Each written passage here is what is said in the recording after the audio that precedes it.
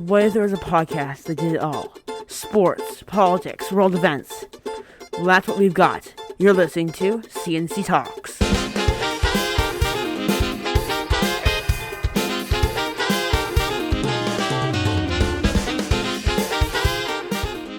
Hello, I'm Colin. And I'm Charlie.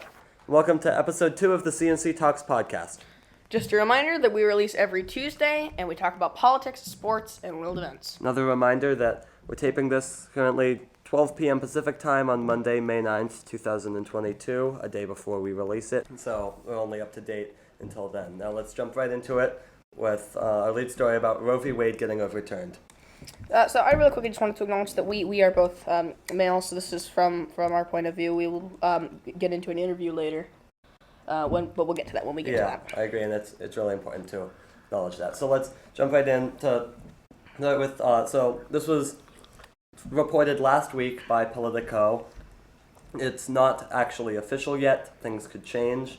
However, it's unprecedented. There's never before been a draft. We've never before seen a draft opinion from the Supreme Court. Yes. This opinion was written by Samuel Alito. It would repeal Roe v. Wade. But again, it's not final yet. And this doesn't just completely ban it. It gives the states power to ban it themselves, and it doesn't allow the federal government to have any say in it. I believe. Am I correct in that? Not quite. The federal government could probably make a law to either ban it or to make it legal nationwide. In fact, that is what the Democrats are going to try and do this week. It is destined to fail. They just don't have the support?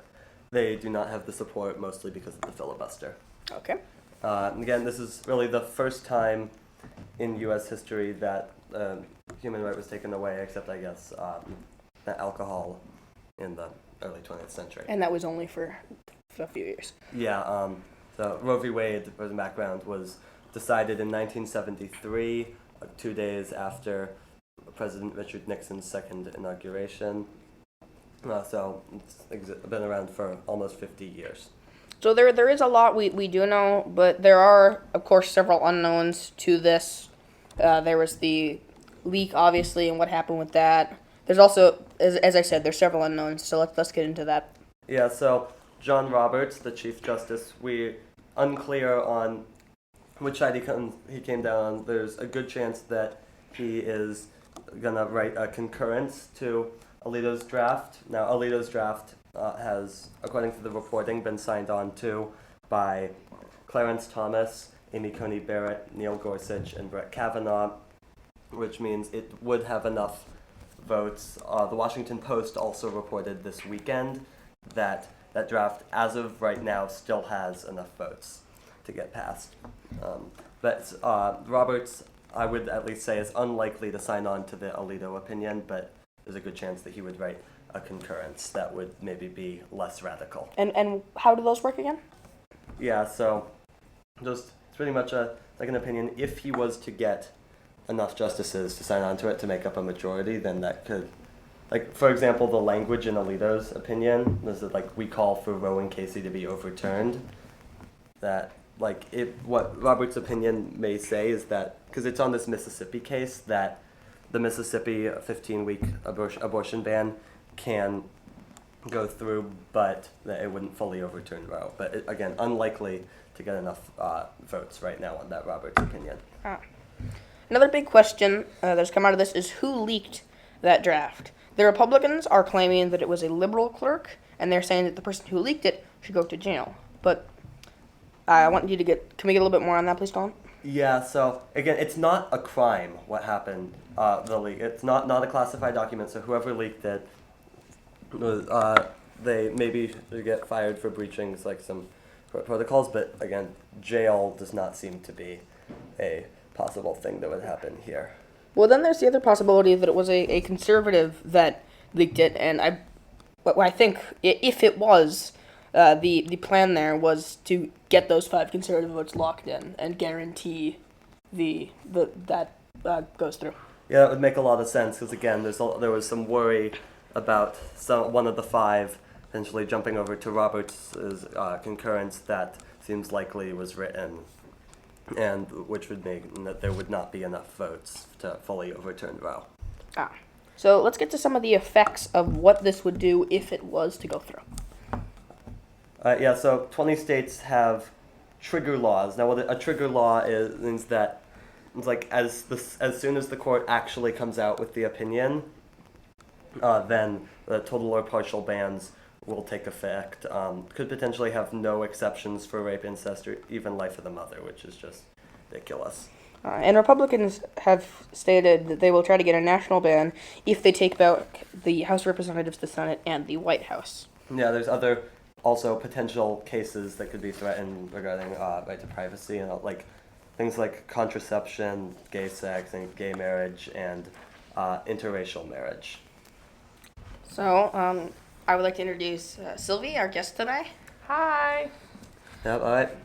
Sylvie is a close friend of ours. Welcome to the show. Thank you. So, we would like to get your opinion on this, and Colin has a couple of quotes for you from some politicians that we would like your reaction to. Yeah, let's just start out. What's your quick reaction to it? You've had about a week since this case came in. Yeah, I think initially when I first saw it, I'm in the female student union at our school, and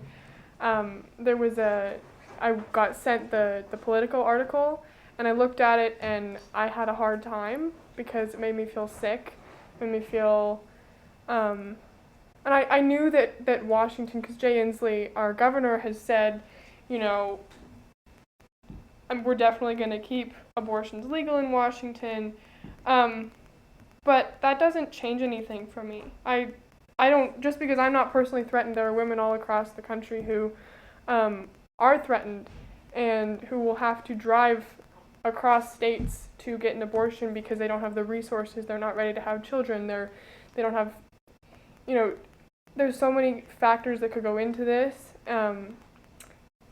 It was disgusting when I first saw it. Yeah, and it's projected that in the first year after the ban takes place, that there's potentially 75,000 different others who will have to, who might otherwise get abortions that will have to carry the pregnancy to term.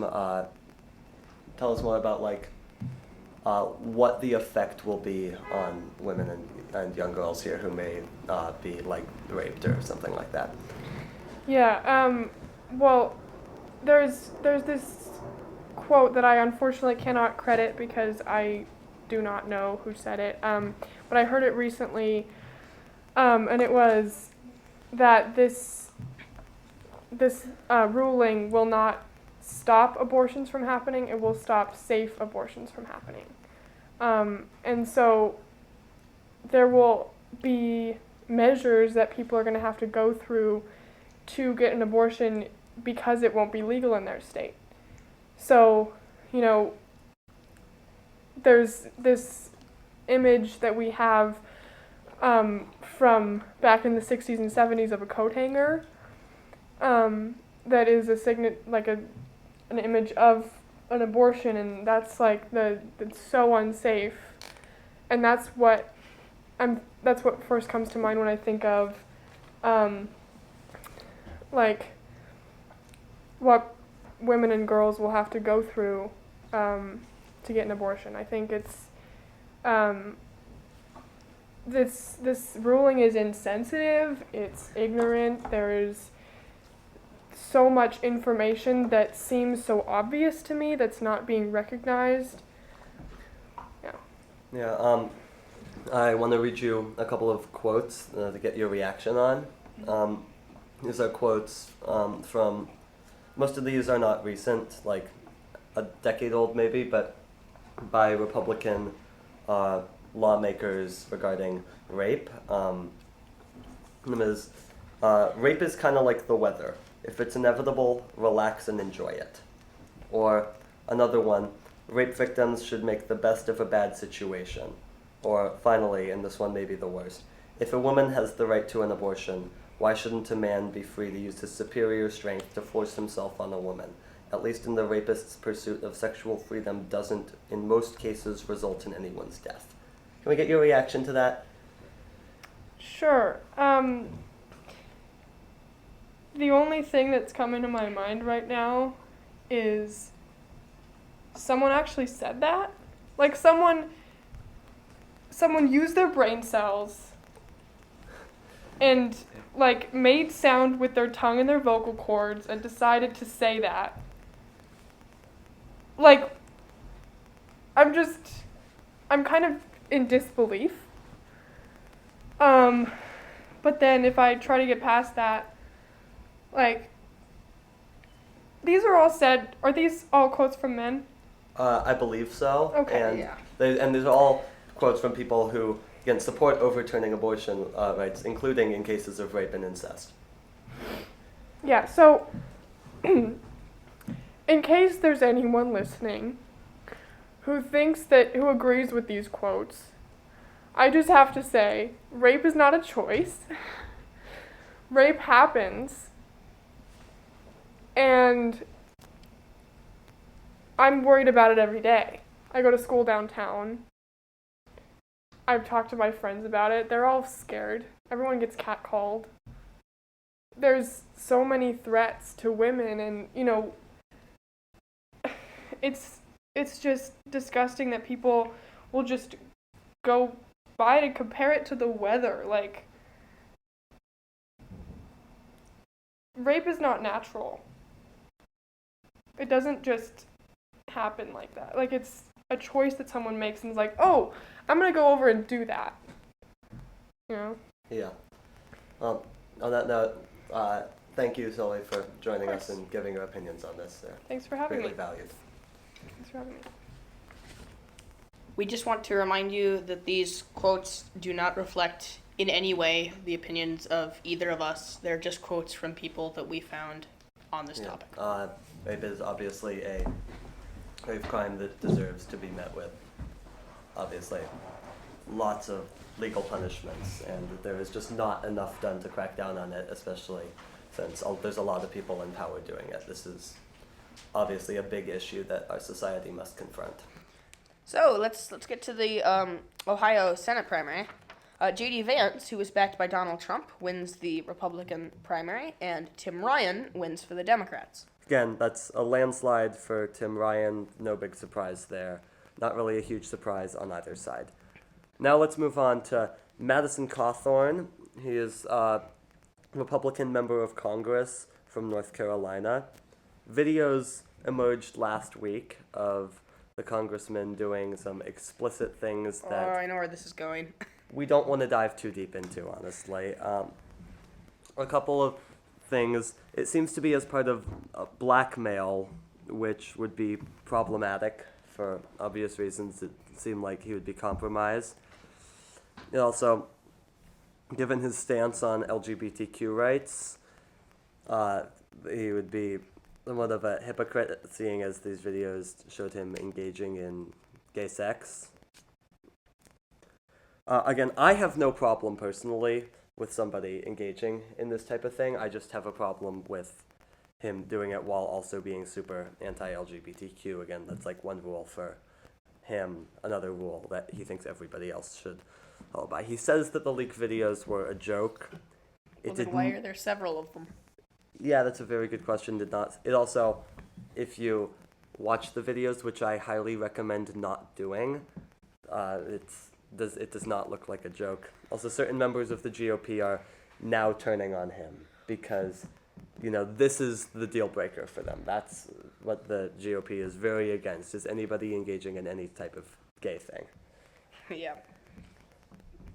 So, Cawthorn does have some past issues. He has claimed that other Republicans were having secret cocaine orgies. That's completely false, by the way, as far as we know. As far as we know. He was twice discovered with a loaded gun at an airport, which... That's problematic. Where was he trying to go with that? Like, even if it works, what's he doing with it? Yeah. He's called President Zelensky of Ukraine a thug, and he's also been charged with driving with a suspended license, and he's currently under investigation for insider trading. As well as many other things. All right, moving on from that, thankfully, to news out of the White House. Jen Psaki, White House press secretary, is set to leave the White House this Friday.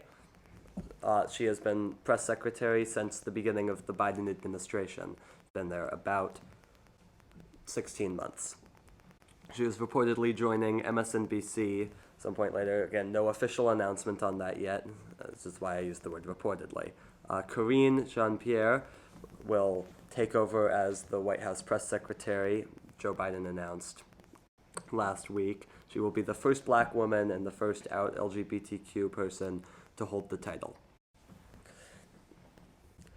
Moving on even more now to a very interesting topic. A member of UK Parliament has been forced to resign because he watched porn on the floor of the House of Commons.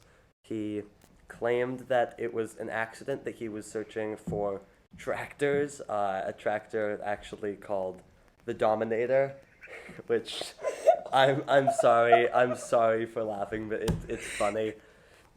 He's on the porn. One slight problem with what he says, though, is that the porn page he was on, he apparently bookmarked, which makes it very difficult. Oh, he's building a case against himself, isn't he? He really is. You want to talk about Ukraine? Yes.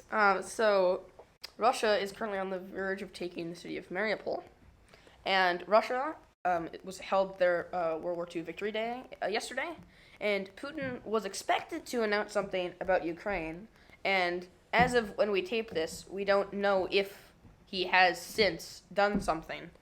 In other news, Joe Biden visited Ukraine on Sunday and met with the Ukrainian First Lady. Let's move on to sports. Actually, before we do that, I'd like to say one more thing about Ukraine. Okay. Which is that there's some intelligence, U.S. intelligence, that has been leaked for better or for worse. I would put my money on for worse, especially since Joe Biden does not seem to be very happy about the leaks. It showed that our intelligence was given to Ukraine and helped them sink the Russian warship that that same warship that the Ukrainians told to go F itself, and also to help kill Russian generals. But yeah, now let's move on to sports, and we have some very exciting sports news here in the city of Seattle. The Seattle Sounders have won the Concacaf Champions League. And they were the first MLS team to do so, right? Correct. It's a big moment for MLS. It was a shutout game, 3-0. I will let Colin go over the recap of the goals. Yeah, so the goals in the 45th minute right before halftime and in the 80th minute, both by Raul Ruidiaz, and then a goal in the 88th minute to put the nail in the coffin by Nicolas Ladero. 3-0 win, 5-2 win on the aggregate, which leads to that Sounders' big championship. So moving to the NBA playoffs, the scores of each series as of Monday. The Warriors are up 2-1 over the Grizzlies, and Game 4 will be concluded by the time this episode is released. The Bucks are up on the Celtics. That game is also later today on Monday, so that series will also be changed. I also want to point out it's unclear whether John Morant will play in Game 4. We'll see what ends up happening. Everybody who's listening to this will obviously know, but that's really going to help the Warriors if he does end up sitting. Yes, and both the Suns-Grizzlies series and the Heat-76ers series is tied at 2-2. Which are both the 1 seeds and the 4 seeds. Which series, are actually. both the 1 seeds and the 4 seeds. But we also do have some news coming out of Utah. Yeah, so Rudy Gobert and Donovan Mitchell. Rudy Gobert says that he thinks that duo should be broken up, and whether either he gets traded or Donovan Mitchell gets traded. Gobert thinks that it's Mitchell's problem because, of course, it is. They never put the blame on themselves. But I mean, I don't disagree with Rudy Gobert here. The Utah Jazz, they have not gotten anywhere in the playoffs with this duo. So I think that it's time to break it up if they actually want to go out there and win a championship. So, what are they trying to get if they do trade one of them? Are there any things that they're looking at? I have not yet heard any rumors on that front. All right. It's a slowly developing situation. I would guess that we know more sometime this offseason, probably after the finals conclude. Now for hockey and the Stanley Cup playoffs. Here are the scores of each of the series. The Hurricanes and Bruins are tied at 2-2, as are the Wild and Blues, Maple Leafs and Lightning, and same with the Oilers and the Kings. the Rangers and the Penguins. The Penguins are up 2-1 on the Rangers, but Game 4 will be concluded before this episode is released. And the Capitals are also up 2-1 on the Panthers. Same thing there. Game 4 will be concluded before the episode's released. And the Flames are up the Stars are up 2-1 on the Flames. Game 4 will also be concluded again before this is released, and the Avalanche could sweep, I believe. Yeah, it's 7 games. They could sweep the Predators if they win today. And finally in sports, Rich Strike has won the Kentucky Derby this past Saturday. He had the longest odds to win at 80-1, so a really big upset. Obviously, lots of betting going on there. And it was an insane come-from-behind victory. Again, highly recommended watch there. All right. Well, we're out of time for tonight. Please subscribe to our podcast and submit questions for us to answer. We would like to thank our crew, Morris, our producer, Drake, our co-writer, and of course Sylvie, our guest tonight. Yeah, and again, to submit your questions, go to anchor.fm/CC Talks. You can submit audio questions. Who knows, maybe next week we will read your question on the show. Again, new episodes coming out every Tuesday. Thanks so much for listening. I'm Colin. And I'm Charlie. Goodbye.